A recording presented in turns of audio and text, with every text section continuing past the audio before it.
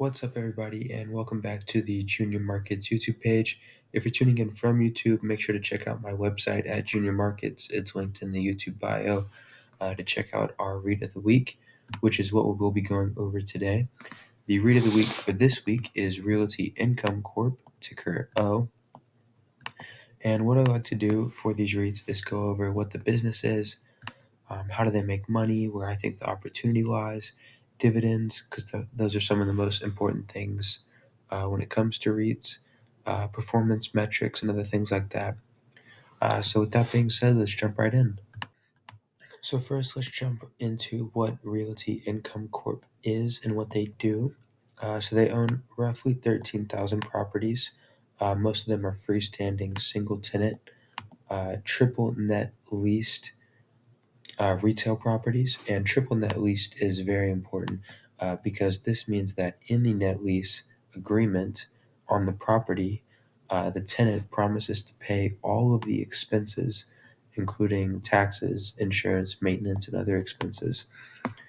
So this means that Realty Income doesn't have to worry about any of those type of things that a lot of other REITs have to worry about. And they're located in about 49 states and Puerto Rico. And they're leased to 250 tenants from 47 industries. Something I would like to point out with that, though, is that approximately 40% of Realty's income's revenue, still comes from its top 20 tenants. So if anything goes wrong with one of those tenants or one of them decides to leave, then that could pose a huge problem to their revenue. So now we are over on Charles Schwab's website, and let's get down into some metrics for realty income. So first off, let's go down into the return on assets and return on equity. So the return on assets and return on equity are about along with their competitors, a little bit lower, which is something to look at. We'd like to see them become more efficient with their shareholders' equity and with their assets. And then we move down into their price to earnings, which is a bit high at about 50, but their forecasted earnings is a little bit lower, so that's a good. And the competitors' PEs are all in a similar range, so that's not too big of a deal. And then if we keep going down, we can look at their sales growth. So if we look at the 5-year sales growth right here, we can see it's about 25%. And then the 1-year sales growth is 25% or 26%. So they're staying in line with that, and they're growing a lot faster than any of their competitors, which is something really good to look for. And then let's head back just for a second. And one of the most important things for REITs and why most people invest in them is the dividends. So let's take a look at their dividends. And as you can see, the dividend increases have been 6%, 4%, 3%, probably about an average of about 3.5%. So if we go down into the 10-year growth rate, it is about 3.6%, with about 3% over the past 5 years and 3 years.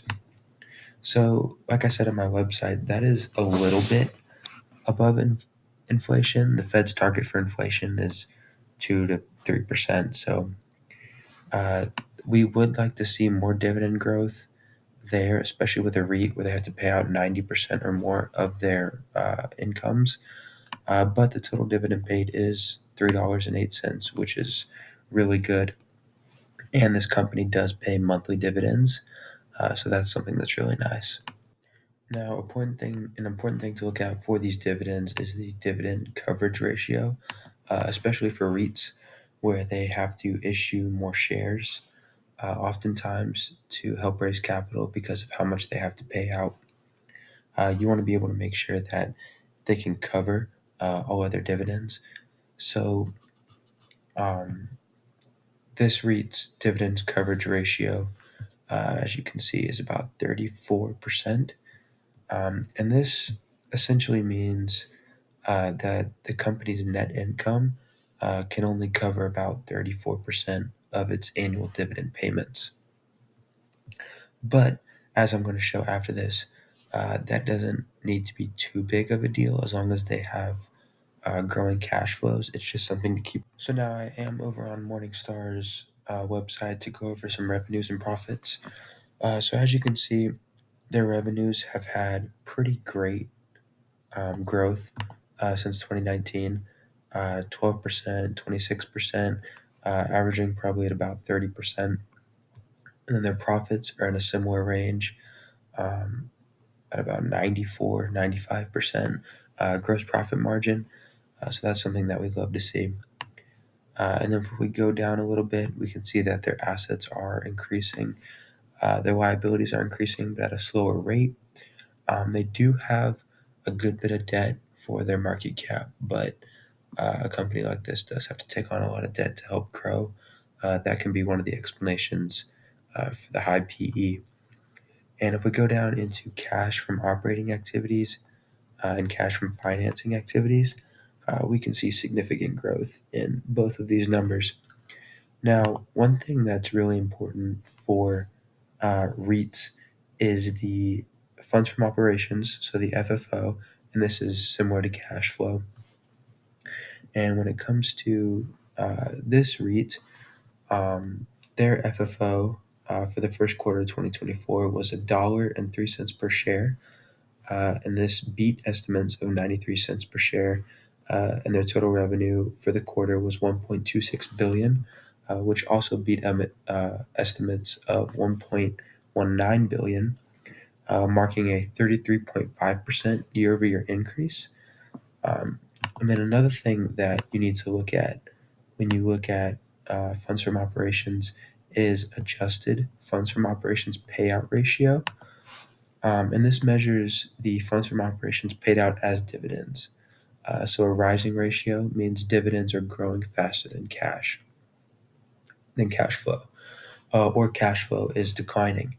And so when it comes to this REIT, the adjusted funds from operations payout ratio was 88% in 2014, and is projected to be 68% for this year, meaning that cash is growing faster than dividends. So that's something that we love to see. And then another thing that's really important for dividends, or not for dividends, for REITs, I don't know if it's on this page or not, but it is the net debt to EBITDA. And EBITDA, if you're not familiar with it, is earnings before interest, taxes, depreciation, and amortization. And this metric essentially measures how many years of those earnings a company would need to pay off all debt, net of cash on hand. So taking in the first quarter of 2024, Realty Income's net debt to EBITDA ratio was about 5.3, and the target is below 5.5. So it would take around 5.3 years for them to pay off all their debt. So that is below our target, which is something nice. And then if we move on over to um, uh, free cash flow, we can see that their free cash flow is growing pretty nicely. Um, Pretty constant increases. They did have some big jumps through COVID, but we do love to see this free cash flow growing. So now getting into where I believe the opportunity lies. If you watched my previous YouTube video, I did a run over on cap rates. So if you don't know what that is, go check out the more info page on stock market, or go watch that YouTube video on our page. But looking into Realty Income, they recently had a merger, um, and then they acquired properties worth about 600 million during the quarter. And this included 16 million on 5 properties in the US with a 7.1% return rate, or cap rate. So this essentially means that it'll take about 7.1 years before the property pays for itself. And then 8 properties in Europe with an 8.2% return, and 279 million on 142 development properties with an average of 7.3%. So these cap rates are a little bit higher, which means that the properties are a little bit riskier because they'll take a few more years. That's fine because the returns could be very high. And this is also not that big of a deal, in my opinion, because they're highly selective, only purchasing about 5% of the deals they consider. And they only focus on properties that add significant value. Uh, so, due to lower interest rates, they acquired over $23 billion in properties since 2021. Um, and with this, 5% of the deals uh, they consider actually are purchased. I think these $23 billion in properties are going to generate a lot of revenue. And look, just to do a quick glimpse into their management, their CEO is Sumit Roy, and he joined the company about 13 years ago. And he was president, COO, and CIO, and their CFO. Um, brings experience from Duke Realty, so their management and board are very experienced in the realty sector. And now, just to drop into performance just a little bit, it is down 25% over the past 3 years, which is why I think this might be a good company to add to your portfolio because it's at a bit of a discount right now. And so, finally, let's head into some Wall Street forecasts. So, the current price of this at the time of this video is 53.30. The Morningstar fair value is $76, which is a 42% upside. And then the Refinitiv um, price target is $60, which is a 12.6% upside. Refinitiv came from Charles Schwab. So, looking at this REIT, it really is a good overall company that I think you should look into to add to your portfolio. They have a lot of properties. They're across the entire U.S. They're very selective with their tenants, and with that triple lease structure, um, they're able to have very good margins and make a lot of profits that they then can put out as dividends. And then with their opportunity lies with their high return rates and their high cap rates, which could turn out to be a great opportunity into the future.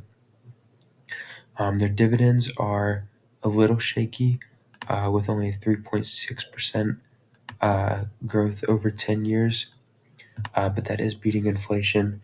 And if the stock grows along with the dividends, this could be a good investment along with the Wall Street price forecasts. So that is the end of the video. Thank you so much for watching. If you do want to check out my website, I go over everything I talked about and a little bit more, like I showed throughout the video. I do believe that this REIT might be a good addition to your portfolio if you're trying to get into the real estate market. And if you want to check out junior markets on any of these platforms, including Instagram, Twitter, and all of that, we are also on Facebook at Junior Markets. Make sure to check us out. And thank you so much for watching.